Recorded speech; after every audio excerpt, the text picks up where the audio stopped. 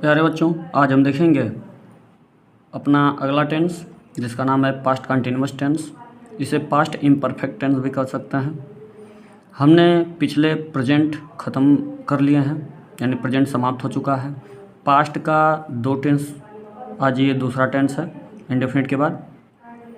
तो आज हम देखेंगे पास्ट कंटिन्यूअस टेंस। प्यारे बच्चों, अगर ये वीडियो आपको अच्छा लगे तो इसे लाइक करें, चैनल को सब्सक्राइब करें, अपने दोस्तों से शेयर करना न भूलें। आइए चलते हैं अपने टेंस पे।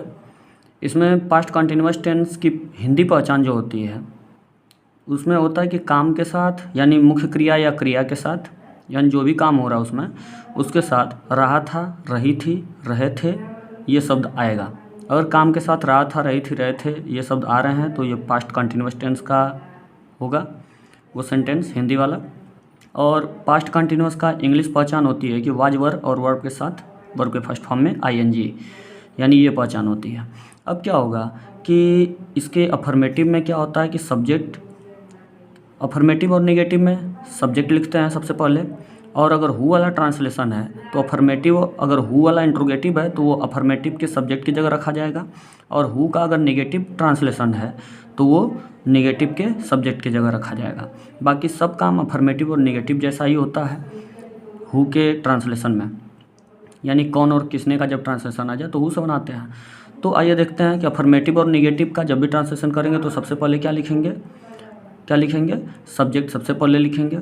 इसके बाद फिर तब हेल्पिंग वर्ब लगाएंगे और हेल्पिंग वर्ब के बाद वर्ब के फर्स्ट फॉर्म में आईएनजी और ऑब्जेक्ट और माइनर प्लेस और टाइम।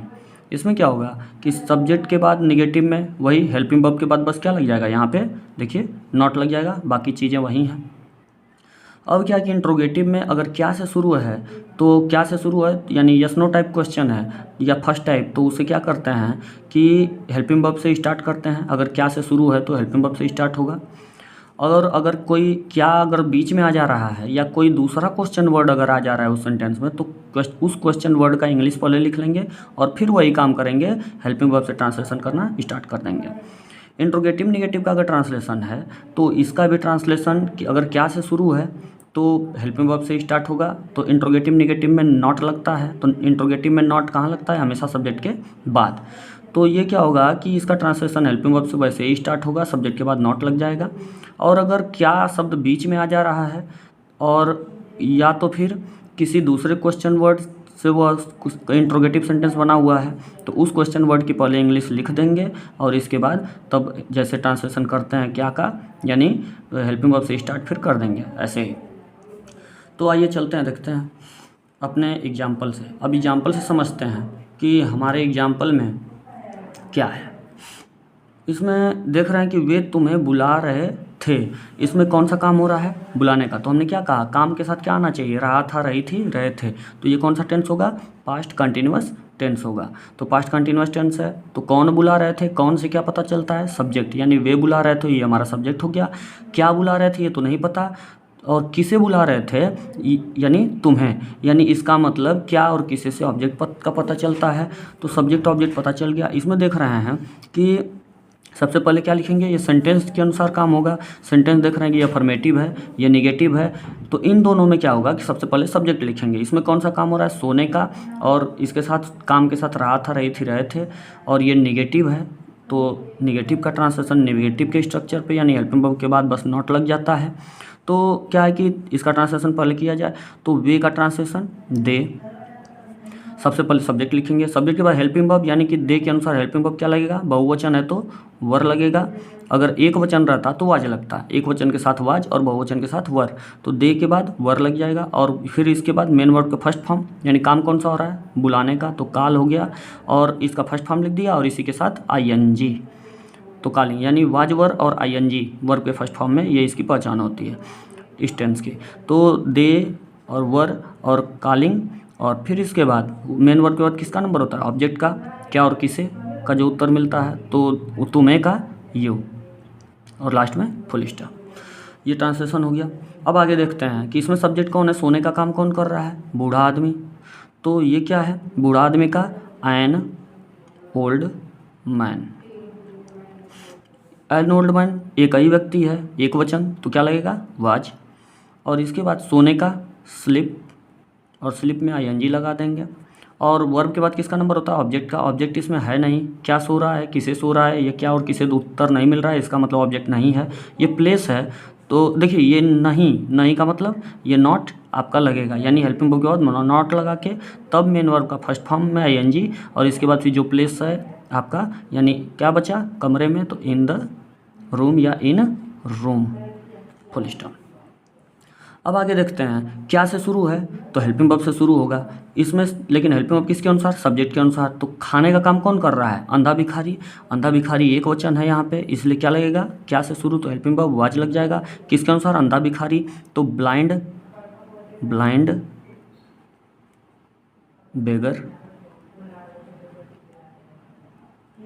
बेगर हो गया, अंधा भिखारी ब्लाइंड बेगर, और इसके अनुसार हेल्पिंग वर्ब से शुरू हो गया। क्या से शुरू है? तो हेल्पिंग वर्ब से शुरू। अब इसके बाद देख रहे हैं कि यहाँ पे कौन सा काम होगा? खाने का। तो काम पहले लिखेंगे ईट और आईएनजी, ईटिंग। और फिर इसके बाद क्या खा रहा था, तो क्या का उत्तर ऑब्जेक्ट होता है, तो वर्ब के बाद ऑब्जेक्ट का नंबर होता है। तो चलिए देखते हैं, ये ऑब्जेक्ट खाना का मतलब फूड, लास्ट में क्वेश्चन मार्क। फिर आगे देखते हैं कि तुम्हारी छोटी बहन क्यों नहीं आ रही थी, तो इसमें काम कौन सा हो रहा है? आने का। आने के बाद फिर क्या लगा? रात, रही थी, अभी वही टेंस है, लेकिन क्या से शुरू नहीं है। इंट्रोगेटिव तो है लेकिन क्या से शुरू नहीं है। हमने कहा था कि क्या से शुरू नहीं होगा, तो हेल्पिंग वर्ब से शुरू नहीं करेंगे। सबसे पहले जिस क्वेश्चन वर्ड, जो भी क्वेश्चन वर्ड आया होगा, अगर क्या बीच में आ रहा है तो उसका इंग्लिश, या तो कोई दूसरा क्वेश्चन वर्ड है उस सेंटेंस में तो उसका इंग्लिश, यानी क्यों का इंग्लिश क्या होगा? वाई। इसे लिख लेंगे, तब हेल्पिंग वर्ब से आगे सब काम वैसे ही करेंगे जैसे यहाँ पे किए हैं। तो पहले हेल्पिंग वर्ब लिखे हैं, तो पहले हेल्पिंग वर्ब, तो किसके अनुसार? छोटी बहन, तुम्हारी छोटी बहन एक ही है, एक वचन, तो क्या हो जाएगा? वाज। और तुम्हारी का योर, छोटी का यंगर, और बहन का सिस्टर। और देखिए नहीं है, इंट्रोगेटिव निगेटिव है, तो नॉट कहाँ लगता है इंट्रोगेटिव में? सब्जेक्ट के बाद। तो ये हमारा सब्जेक्ट हो गया, योर यंगर सिस्टर, इसके बाद नॉट लगा देंगे। नॉट लगाने के बाद वर्ब क्या है? आने का, तो कम। और देखिए कम में अंत में ई होता है, तो जब आईएनजी लगाते हैं तो ई को हटा के आईएनजी लगाते हैं, तो कमिंग। और फिर क्या क्या बचा? इसमें कुछ बचा? कुछ नहीं, इसका मतलब लास्ट में क्वेश्चन मार्क। ये ट्रांसलेशन हुआ, सारा काम वैसे ही, हेल्पिंग वर्ब, सब्जेक्ट, और फिर इसके बाद नॉट लग गया, वर्ब के साथ आईएनजी, और कुछ नहीं था, वैसे ही केवल क्या लग गया? क्वेश्चन वर्ड लग गया। अब देखिए ये कौन वाला ट्रांसलेशन है, लेकिन इसमें निगेटिव नहीं आया है, तो ये किस पे बनेगा? अफर्मेटिव पे। तो इसलिए अब सबसे पहले हु ही हमारा सब्जेक्ट हो जाएगा। तो अफर्मेटिव में सबसे पहले सब्जेक्ट, तो सब्जेक्ट की जगह हमने बताया था कि हु की जगह क्या लग जाता है? सब्जेक्ट। देखिए क्या बताया था हमने, अफर्मेटिव पे बनेगा तो सबसे पहले सब्जेक्ट की जगह केवल हु लग जाएगा, बाकी सब काम वैसे ही। तो सब इसके बाद क्या लिखेंगे? हेल्पिंग वर्ब लिखेंगे। तो हेल्पिंग वर्ब क्या होगा कि इसमें देख रहे हैं कि हु को एक वचन मान के चलता है, तो इसके अनुसार क्या हो जाएगा? वाज। फिर इसके बाद हेल्प, सब्जेक्ट के बाद हेल्पिंग वर्ब, और हेल्पिंग वर्ब के बाद वर्ब के साथ आईएनजी, तो रोने का इंग्लिश वीप, तो वीप में आईएनजी लग जाएगा, तो वीपिंग हो जाएगा।